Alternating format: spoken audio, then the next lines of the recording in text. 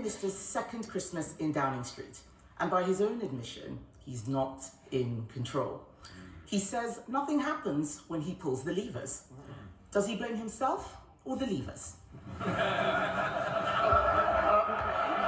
Speaker, I'll just set out what we've achieved this week, Mr. Speaker. We're setting out our violence against women and girls strategy tomorrow.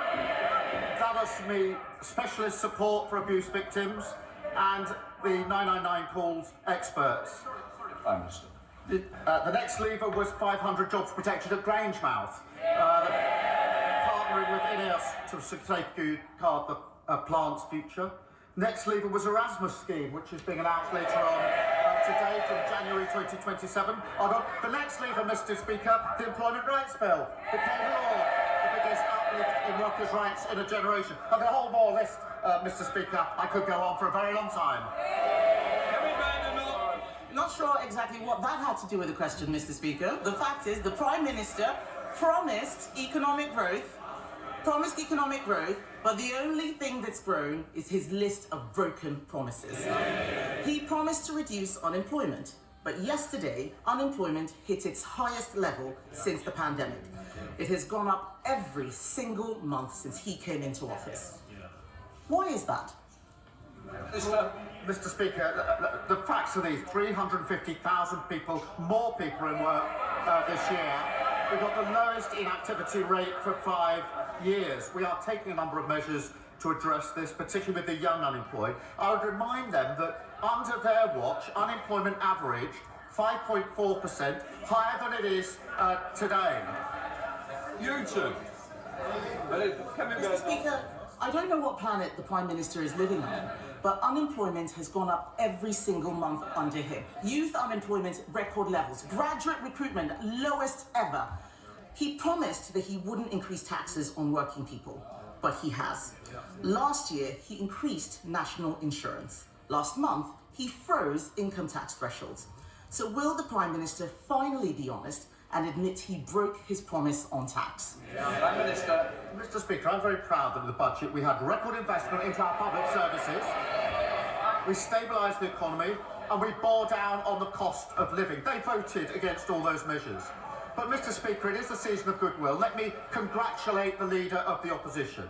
She's broken her own record since last week. Last week, 21 former Tory MPs had walked away to reform. She's broken that record because this week it's gone to 22. The former Vice Chair has now gone. So the question is, who's next? Now, it's hard to name anyone. Mr. Speaker, it's hard to name anyone because according to the Shadow Transport Secretary, the Shadow Cabinet is full of, he says, non-entities. That's you lot. He should know. Mr. Speaker, the Prime Minister is talking about non-entities. As he looked at his cabinet, a bunch of turkeys, they could fit right in a Burton Matthews factory. And he is one to talk. Last week, his MPs were calling him a caretaker Prime Minister. After what he's done to the economy, they should be calling him the Undertaker Prime Minister. Let's look at what else he's promised. The Prime Minister gave his word that he would help pubs. Yet they face a 15% rise in business rates because of his budget. Will the Prime Minister be honest and admit his taxes are forcing pubs to close? Prime Minister, she knows very well that the temporary relief that was put in place during COVID has come to an end. That was the scheme they put in place. We supported it, but it was always a temporary scheme coming to an end. We've now put in place a £4 billion transitional relief.